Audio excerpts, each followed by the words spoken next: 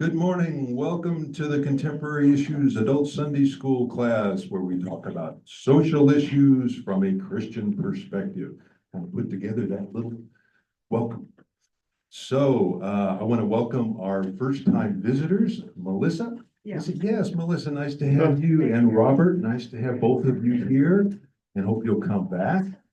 And I'm the leader, Steve, of the class, and hope that we are so pleased today to have our frequent professor, Ron Puning, to present today on evolution and the emergence of life. And I haven't asked Ron, but I'm assuming that Ron is a believer in evolution and he is not going to try and debunk it today. That is my firm belief. Rather, we will be learning lots of good things that Ron has learned over the years about where life came from and how we waited for life in the beginning, like we're waiting for the birth of Jesus now in Christmas time. Our usual announcements, Zoomers, nice to have you all on with us. Please mute yourself in the lower left corner of your screen when you're not speaking. And we are recording this for future playback on YouTube and for those who can't be here with us at the moment. And lastly, we have a Christmas party this Thursday here at the church, and hope you will come and join us for food and trivia and Christmas spirit. So everybody is welcome. What time?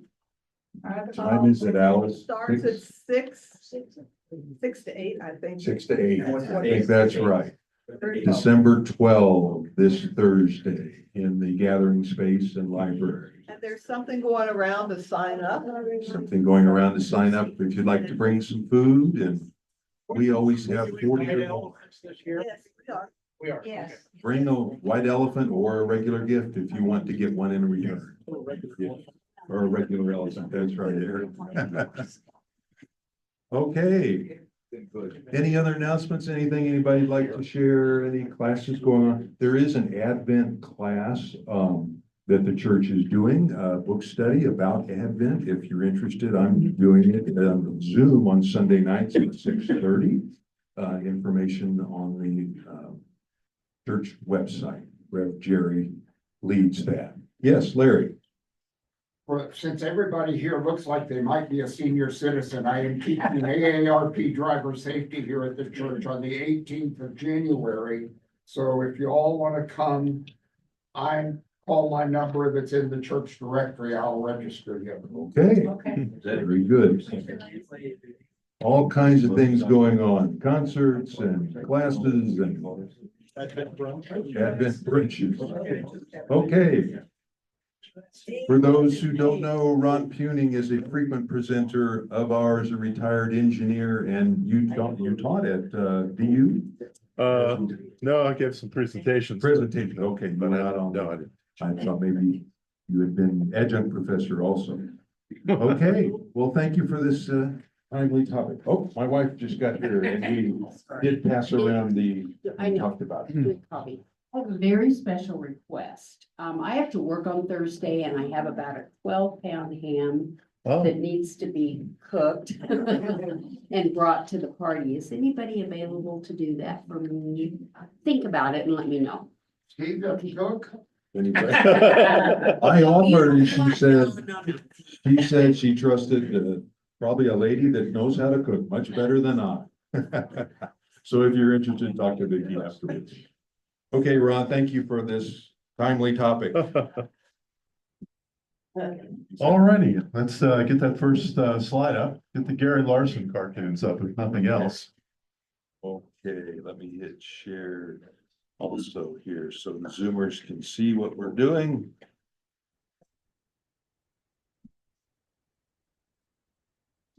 There we go. Bring it over a little. There's number one. There's two.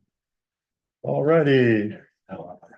Can you read that to us? Yeah, read it to them. Okay, there's some fish and they've got their baseball bat and they're looking at a baseball up on the shore, and it's called Great Moments in Evolution.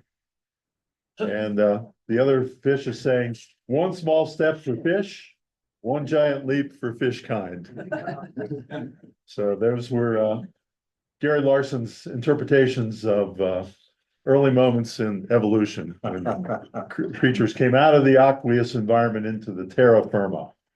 Okay, next slide. Lot of, there's no shortage of books, slides, whatever on, yes. Thank you. There's no shortage of things on the emergence of life. One of my favorites, The Great Courses, Origins of Life by Bob Hazen. He also has an accompanying book called Genesis. I'll pass those around to look at. A bestseller from 10 years ago now. It was made into a PBS special by Neil Shubin, Your Inner Fish. And we'll talk a little bit more about that today as well. So that's a good combination. A book that has just come out, or it's only a year and a half old, The Rise and Reign of the Mammals. And I believe this is made, this has definitely become a bestseller. So that's one worth looking at. Richard Dawkins, famous, The Greatest Show on Earth. And this is one of the best books on evolution, looking at it from many avenues and parts of evidence. The Tree of Life, and we have a poster up here of the Tree of Life. If you're looking for a good Christmas present to give to grandkids, I would recommend going on Amazon, just typing in Tree of Life poster, finding that. You can buy it and then go over to Michael's or Hobby Lobby and get yourself a frame, and bam, you got yourself a great thing for the kids' room. And I think you can learn something every time you look at that. And that Tree of Life in book form, there it is, the Tree of Life. You can look up all the branches, and they have recently in the last 2 decades, done somewhat of an adjustment to the Tree of Life. They used to have to rely almost entirely on physical appearance and anatomy. But now with the perfection of DNA, or the advances in DNA, they can look at the DNA tree, and they've polished it a little bit to get it a little more accurate. But there's a book that you can thumb through and look at all the different branches of the Tree of Life. A real good one. All right. Also, I think we should mention the connections with theology. Anytime you get into a religious order where they tell you you've got to stay in a box and restrict your thinking, a red flag should go up. I think this is Ron's theory. If you want peace of heart and mind, you should always keep an open mind, and you shouldn't feel constrained and fearful that you've got to stay in a tiny box and you can't explore, you can't ask questions. I think ultimately you'll have a much stronger faith if you're open-minded and you're not afraid. You're not afraid to ask questions, and you're not afraid to question and even conflict with some of the things that have been handed down, particularly in the political and the religious realm. I think we really need open-mindedness in both of those. Also, I think ultimately as you grow, you start to see the connection between the many phases of life. You see the connection between medicine, like Bob Williams, doctor here, is a wizard of, but you've got to end up connecting medicine to science, to biology, to philosophy, to theology, and you like putting a puzzle together and getting the big picture. You have to not be afraid of exploring in all those areas. One of my favorite books is by Sean Carroll, Big Picture. And this book looks at a whole spectrum of life. He's similar in a way to Neil deGrasse Tyson, and that he tries to look at the whole spectrum of the universe, human existence, the earth, biology, philosophy, why we're here, how did life get started, why are we here, and tries to look at the whole big picture. And that's the name of the book, The Big Picture. It's one of my favorites. Okay. Richard Dawkins has written many books. One of them is Climbing Mount Improbable. But he talks about a lot of people, when they look at evolution, they get afraid. They say, now, wait a second. I don't see any way for something as complex as a human being, with particularly a brain, with billions of cells, how did it ever get started, and how could it possibly evolve? But he points out here, what you have to remember about evolution, it takes one sneaky step at a time.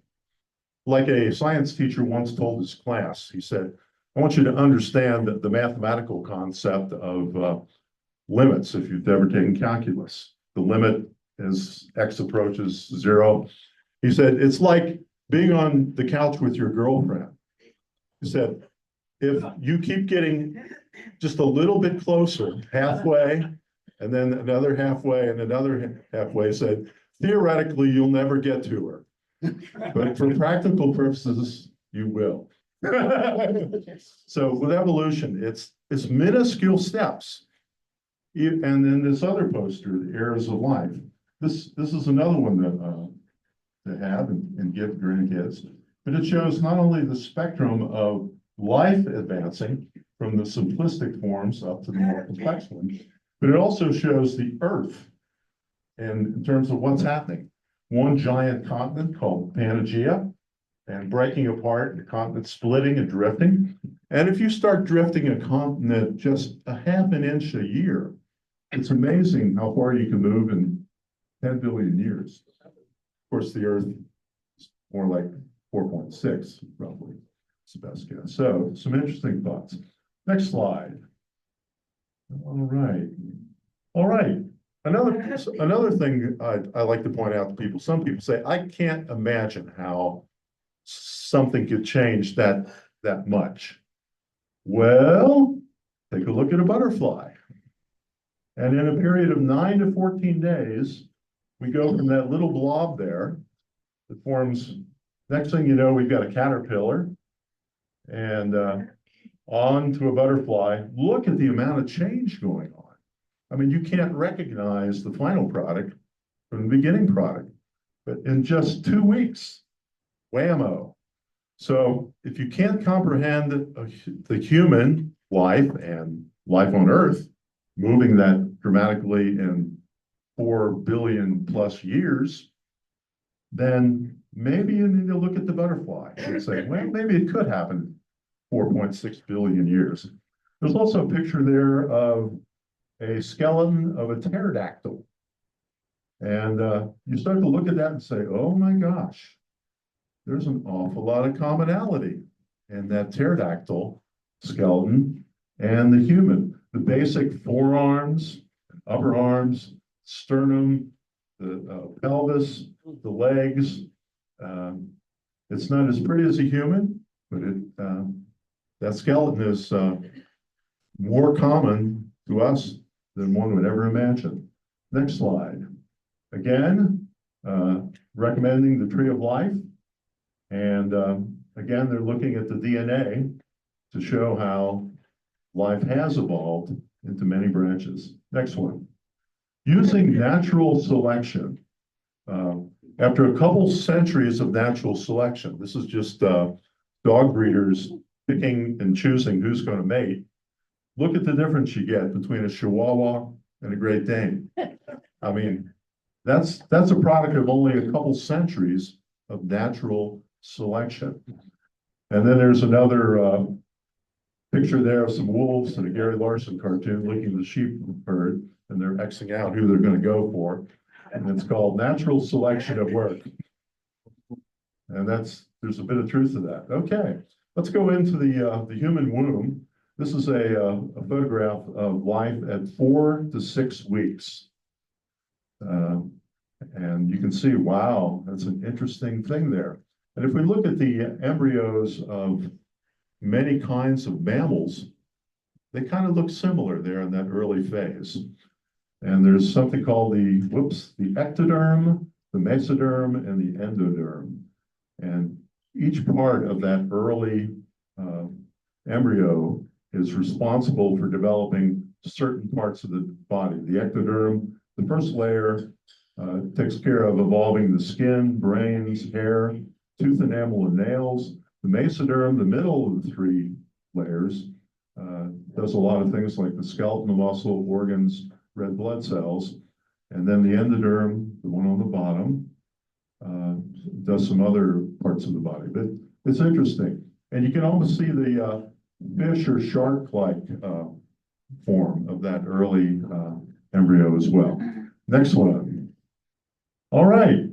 In the book by Neil Shubin, he points out virtually all the nerves present in sharks can be found in humans.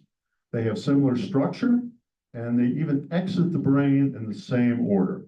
So if you compare the human on the lower right, the shark on the left, tremendous similarities in the nervous system. Okay, next one. We look at the human body, and how many have ever choked on food? Anybody? Yeah, or had a gulp of water go down the wrong pipe, you know. Yeah, it's terrible. There's something called the epiglottis that tries to separate and keep you from choking, but it's not a terribly good design if you think of it. Why would you put the windpipe and the food pipe sharing a good bit of the same passage with a little flipper valve trying to keep them apart? It's a design made for choking to death. Yeah. Next one. The human heart. I'm going to insult the cardiologist, but I think they would agree with me. The human heart is not that good of a design. And why? Because it was evolved from a formation, a design that needed to pump blood out the gills and back. And it just evolved as evolution continued into what we have for human. But it's generally considered not too great of a design from a standpoint of max efficiency, life length, and piping complexity. Go hire another plumber. Next one. Again, there's a go-go fish and a human heart, and you can see where there's a good bit of design similarity. The human heart is again more complex, but you can definitely see how the basic design pattern from the go-go fish ended up as the human design. Next one. There was a giraffe who died in a zoo, and there aren't that many giraffes running around, and they actually decided it was a good time to do a dissection, brought in a lot of scientific people to do a dissection of the giraffe to try to learn a little bit about the anatomy of giraffes. And one of the surprises, they found that the anterior laryngeal nerve, and the word laryngeal related to larynx, travels all the way down about 15 feet and then back up. Oh. And it's trying to connect to electrical connections, but any good designer would never have run the thing, on a 15-foot circuit when they end up being just inches apart in origin and destination. So there's an example of evolution and how it had to take an unusual pathway. Next one, the male anatomy. The vas deferens carries the sperm from the testes to the male organ, and the routing is not so hot so. Again, it's a tremendous long route going up over the ureter and on down, and it could have been and should have been shortened by many a bit. So I've got this phrase, where's a good plumbing designer when you need one? So even guys have plumbing problems. So, okay. All right. Another important thing we need to learn, just like a sand glass is a good way to keep time if you have an accurate one. The DNA and RNA of genes have regular changes that have, and mutations that show up over time. Which you can look at the DNA of a human at a certain point in time, and they go way back in history and look at the DNA, and you can map how far back that earlier human was by looking at the DNA changes. There tend to be in every creature a certain almost fixed rate of change in the DNA. And if you can measure how much change there is, you can use that as a time marker. And we call this the molecular clock. And so we can use the molecular clock to find out how far back in time two organisms were when they diverged from one another on the genetic tree. So DNA has opened a marvelous capability to measure time of this tree, how far apart were the various. So it's analogous to carbon dating. Exactly. Okay, any questions or comments at this point in time? Okay, also, there's been a lot of progress made in chemistry and nuclear chemistry of radionuclides. And one thing they look at, and the astronomers are using this to try to find out and try to discover life on other planets. There's what they call carbon-12 and carbon-13. Carbon-13 is essentially identical to carbon in terms of number of protons and electrons, but it has one more neutron. And what scientists have found that living things like leaves, plants, and whatever take up more carbon-12 than they do 13. It's not 14, huh?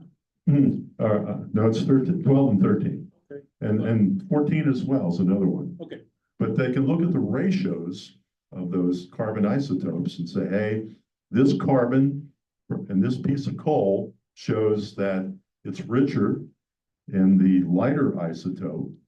And therefore, this coal shows pretty strong evidence of having come through a living creature. And that's the ratio to nitrogen between carbon 12, 13 and nitrogen. Okay, and if there's a lot of books on many isotope ratios, and there's a lot of them that can be used for not only looking for life, but looking for other time markers in terms of how long has it been since this rock formation formed. And tremendous amount of information can be gleaned by looking at ratios of the different isotopes and looking for how long has a certain radioactive decay process been going on.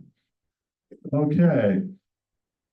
You'll probably hear if you read about, if you dig into the books, in early life, there's life called the prokaryotes and eukaryotes. I tend to stumble on them. But those are two early life forms. Next cell, and we're going to look at slide 18. Next one.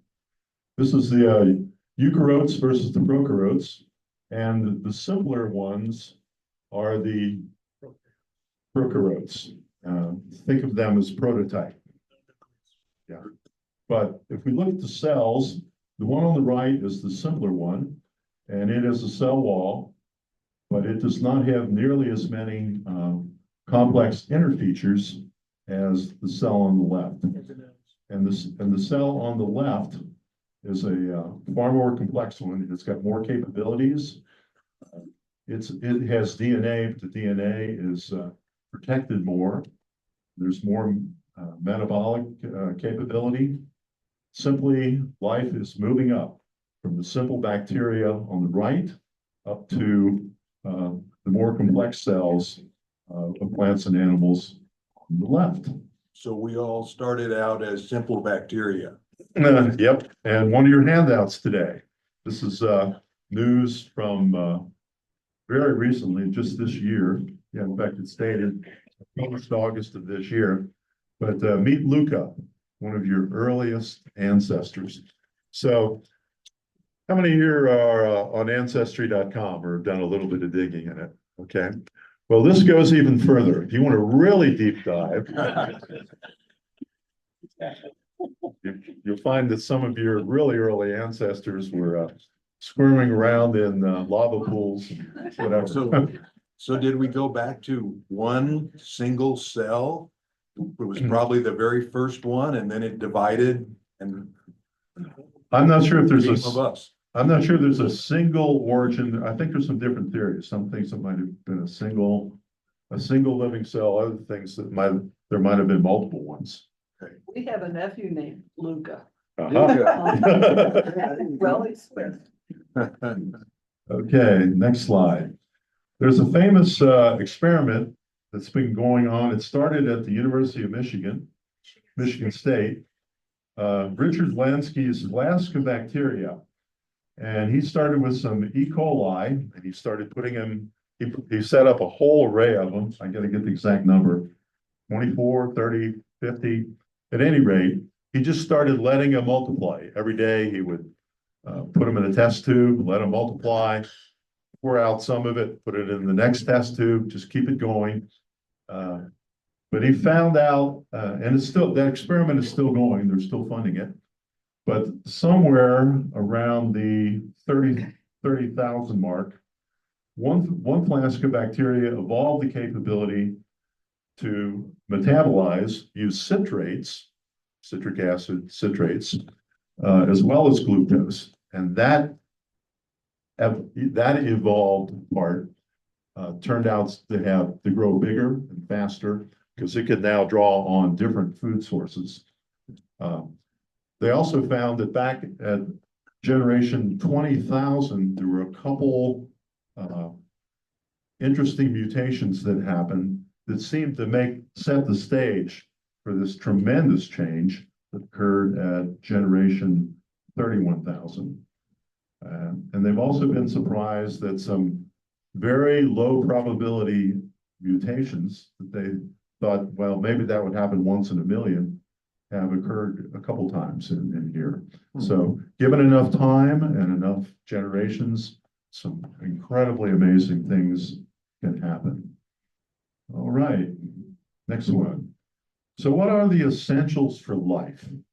And there are some debates in the scientific community in terms of, for example,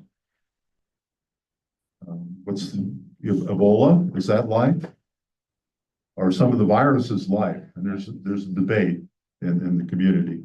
I think the majority say no, but they certainly have learned to play pirate ship and take bits of RNA and do things that are very, very similar to life. So it's kind of a parasitic pseudo-life, I would call a lot of the viruses. But you need these capabilities. Essentials for life is metabolism, the ability to harvest and utilize energy, the ability to reproduce, and the ability to evolve. There I am with my Green Lantern comic book again, and there's the different evolved life forms and the different Green Lanterns from the different worlds in the universe. Next one. And we've mentioned Luca. Everything alive today descends from the 4.2 billion-year-old cell. Luca is similar to fairly complex bacteria alive today, and it possessed an early immune system.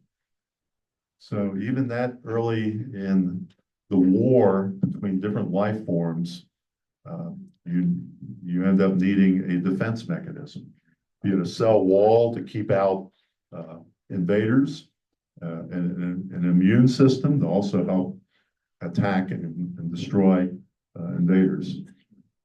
So all cellular life on Earth shares these features, the same protein building blocks, the same energy to power its cells called ATP, and use of DNA to store information. Everything's got those three. The prion, I think, is an exception to that. The what? I think the prion is all RNA. Oh, okay.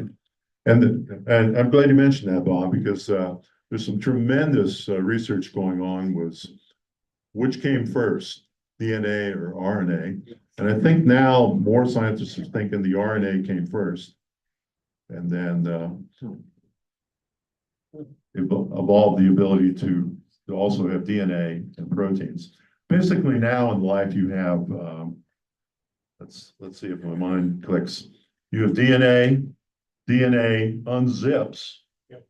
and then DNA forms RNA, and RNA alone is able to react with the proteins to create proteins. It's the translator. Yeah, transcription, translation, you go from DNA to RNA to IRS. protein.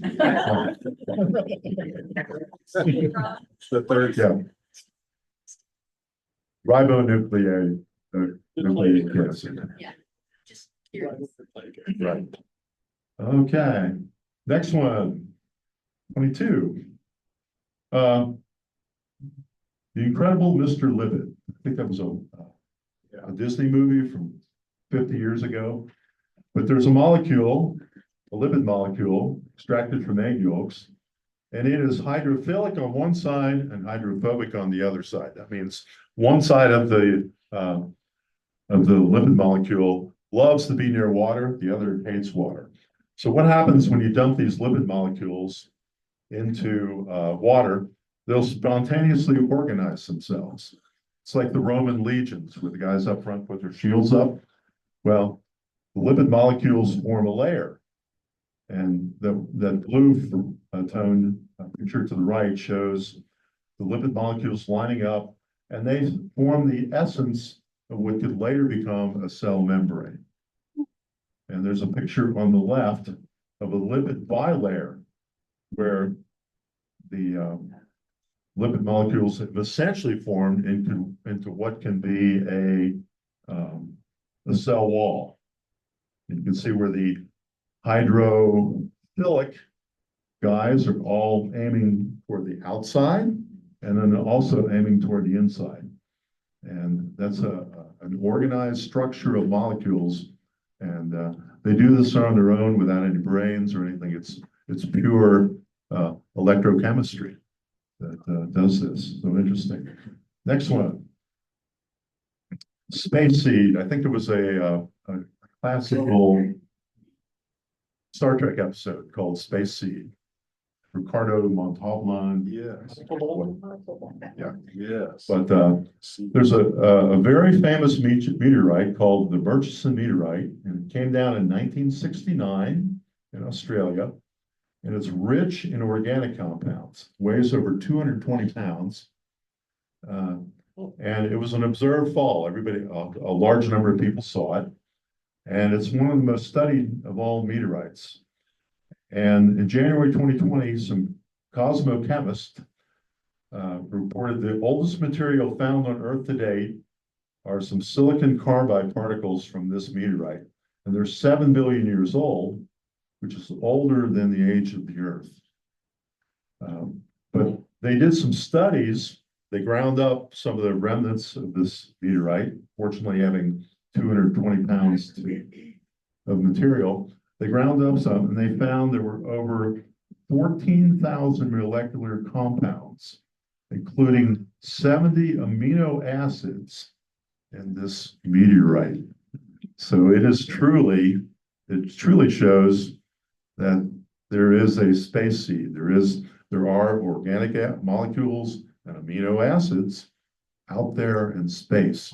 So it certainly ups the ante on the probability of life elsewhere. Yeah, interesting is amino acids are the building blocks of DNA. Yeah. And proteins. Did they know whether Luca's origin was from one of those underwater heat vents? I haven't read that far. I would have to look. There's of course there are many different theories on where life really got started. And I recommend getting the book, taking the great course and looking at some of the different theories. I think the one that gets the most votes, that doesn't mean it's right.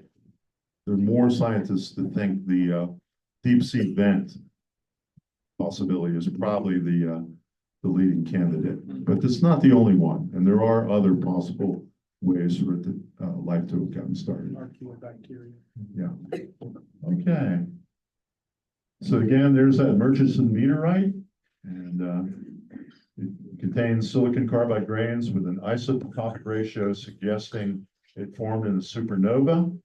Again, more than 500 organic compounds, all kinds of stuff. The Martians sent it. Yeah, it's a real winner. It was from Mars and Jupiter. Okay, next one. Membranes from space. Yeah, it came from outer space. I think that was one of the famous movies, sci-fi movies of the mid-50s. Next one. All right, I should have brought in, I meant to bring in, I actually have a piece of palisite meteorite, which is, it's not this famous Murchison meteorite, but it's, you can hold it up to the light and you can see the light going through the crystal of some of the meteorite piece. I'll have to bring it in sometime. It's worth looking at. But these are cool things to have in your space rock collection. Okay, next one down, 27. If we blow up the very bottom of the origin of life, we get this branch down here. We start at the very bottom, a replicating cell with a lipid wall. Again, those lipids are those molecules that have two different polarities and line up so nicely. We see DNA, amino acids. We see the bacteria, one of the earliest and most primitive life form breaking out. And then we see another branch coming off with two branches called the archaea and the eukarya. And it's pretty fascinating. And of course, it's very hard to study when you go this far back. And you're simply reaching back so many millions and billions of years. It's hard to find an overabundance of evidence. But they are making progress and finding more and more as science progresses. Viruses beyond this drug. They're a parasite. So where do they first show up? At the top right, it says DNA viruses. Okay. Very top right. Oh, okay. Good point. Oh. All right. Next one. We won't go into the citric acid cycle, other than to say it's an important cycle that is used in every cell, or virtually every cell, to generate energy. And you, of course, recognize the word citric from the oranges and citrus fruits that you've eaten. And it's sometimes called the Krebs cycle, or the citric cycle. And We had to memorize that in high school. Aren't you lucky? if you want to realize how much you don't know, just read this article. I've dug into it. Oh my gosh, the complexity is wow. Pages and pages of complex molecular chemistry. But I'll pass it around. Just if you want, I've heard college students. I've heard college students say organic chemistry is difficult. It's a real difficult subject. But now that you get into the molecular chemistry level of organic chemistry, the going gets even tougher. So Be a good mystery. yeah, okay. But there's something called the reverse citric acid cycle, and it was discovered in the 60s. And they found that some primitive microbes could run this chemical cycle in reverse and get a self-replicating synthesis that runs by itself. You could just feed the right chemicals to it. So I'll move on. That's a complex subject. Okay, again, answering the question, the active hydrothermal vents on the seafloor contain mostly carbon dioxide, but methane, and they think this is probably the most likely start of life. In fact, just in the last few weeks, this is out of the October issue of Scientific American, dark oxygen, mysterious minerals release oxygen in depths. This brings up an interesting thing. If you've got nodules on the deep sea floor that can release oxygen, that can provide oxygen maybe into some of these deep sea vent areas. And yeah, so we're learning more and more. And I'll go and pass that around as well. All right, next one. RNA, a great discovery in 2009. Tracy Lincoln and Gerald Joyce were able to create a system of 2 RNA enzyme molecules that underwent self-sustained replication. Awesome. Okay. Without the help of any surrounding molecules or biological structures, these molecules were able to duplicate each other in about an hour. It's kind of like life in a test tube. It really is pretty amazing. And of course, there's many types of RNA: messenger, ribosomal, transfer regulatory. And you've probably heard that the COVID vaccines worked heavily on the messenger RNA chemistry and biology. Okay, let's wrap this thing up. Metabolism of genes first. Science is open, and we wonder about which occurred first. Did life learn to do energy production and metabolism, or did reproduction happen first? It's a wide debate. Science is open to the concept of a creator who laid out an elegant and self-sufficient set of laws that this together. So again, there's that debate between theology and science. Next one.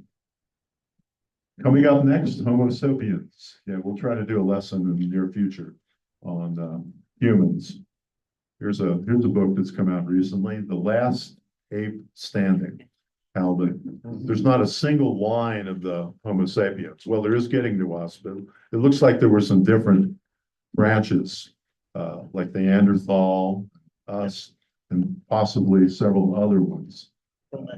Or got to the poor souls we are in this room this morning.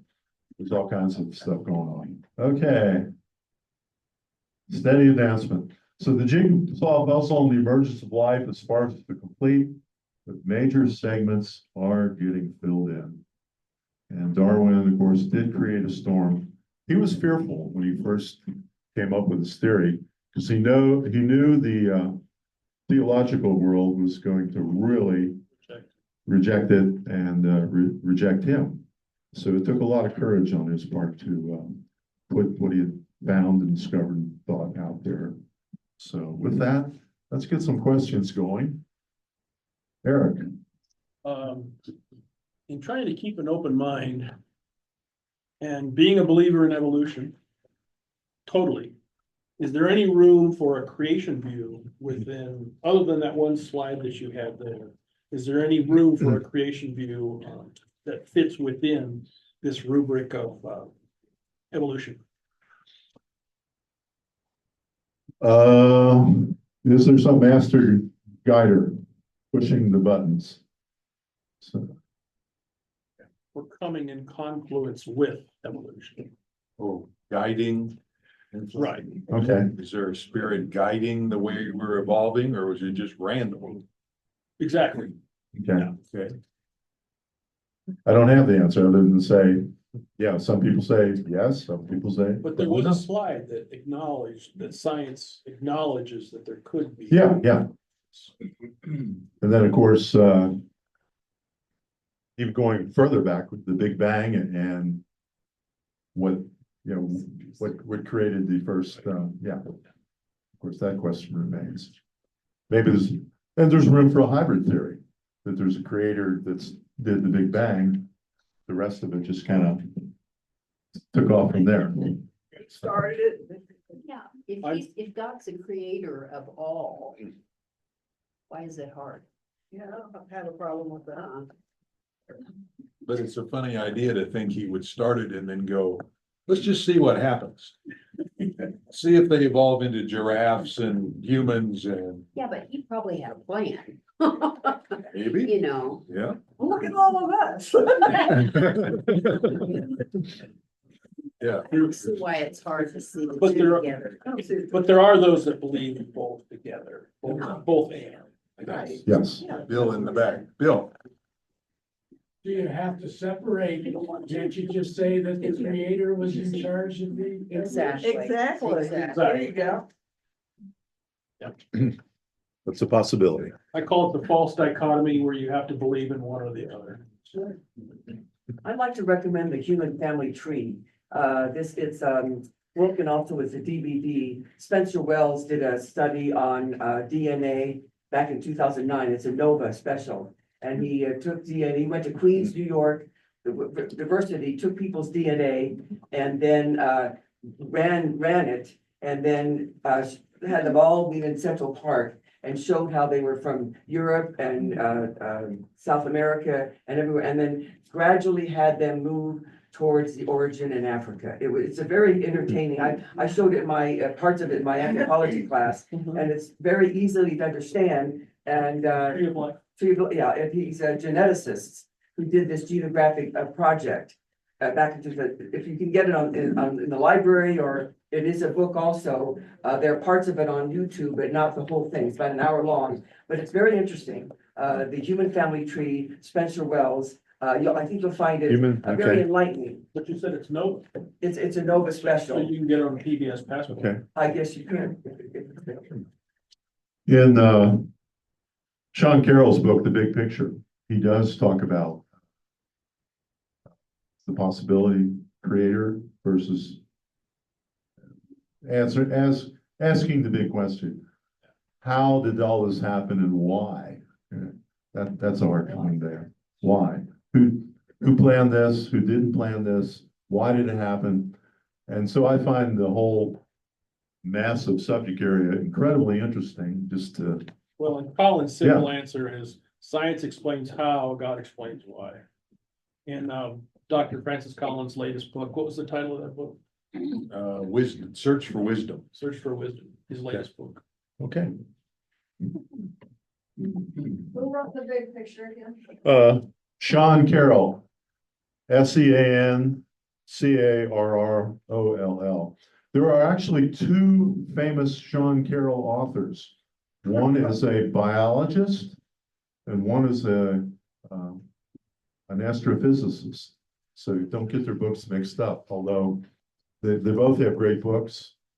But yeah, but I love this book because it makes me think.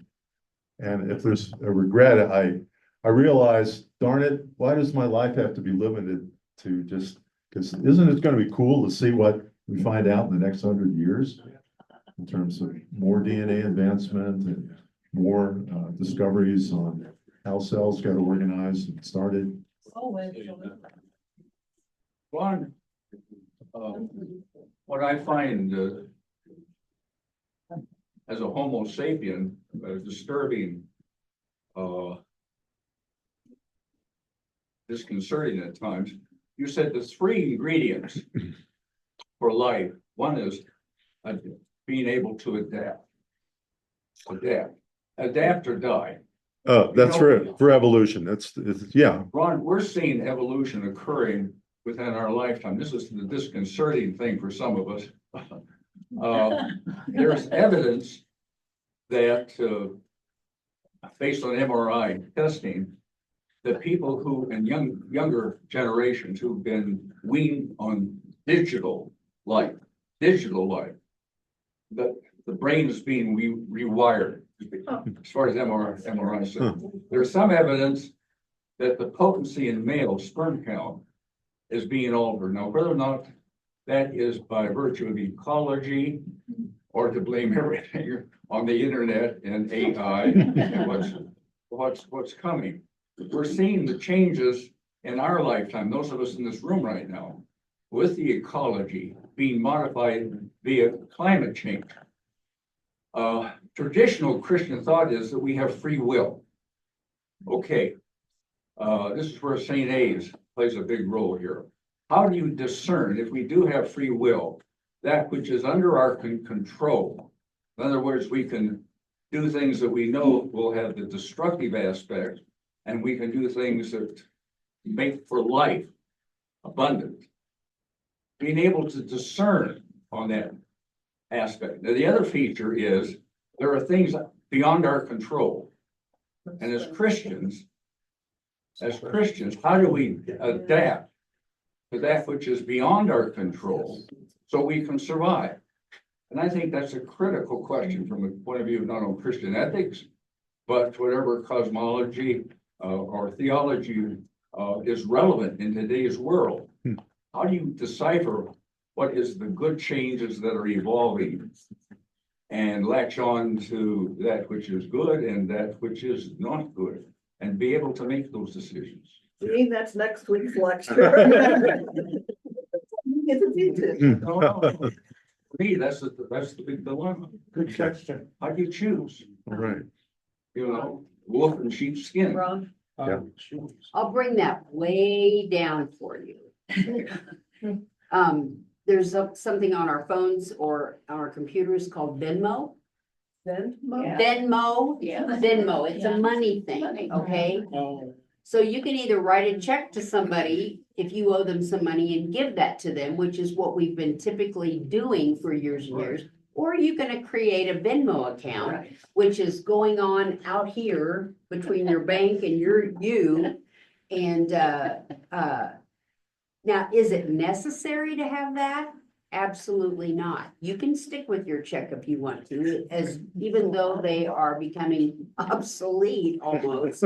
Somebody yesterday said to me, my kids don't even have a checking account. You know, but yet checking accounts still work. So to have more control over, I say, have more control over your money, you keep your checking account. You know, you give somebody a check and they go, what's this? But, or you could use that Venmo account, which is out there and you're not really sure what's going on. So I don't know, we may come to a time when we no longer use checks. And then we have to have that kind of thing. Then we have to adapt. But in the meantime, if you're more secure in what you've got physically and you can hold in your hand and see, stay with the other, I think, you know. However, that does beg the question, which is more secure? Well, there you go. But how do you feel about it? You know, I mean, I feel more secure with knowing that I know what's going on in my checkbook than, you know, I think. Back there, and then. oh, yeah. This is few times. You will become one. Or we'll get you after, yeah, go ahead. Yeah, exactly.